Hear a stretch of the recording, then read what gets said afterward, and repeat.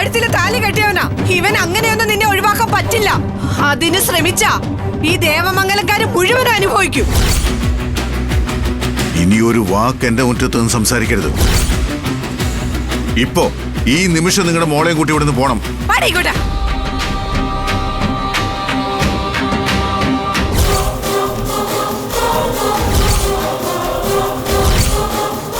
എല്ലാവരും കേൾക്കാൻ വേണ്ടി ഞാനൊരു കാര്യം പറഞ്ഞേക്കാം. ഒരാഴ്ച ഞാൻ സമയം തരും.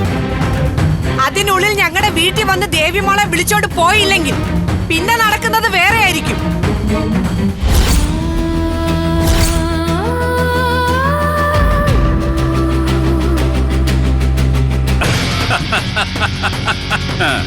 ബാലൻ അനുഭവിക്കാൻ തുടങ്ങിയിട്ടേ ഉള്ളൂ.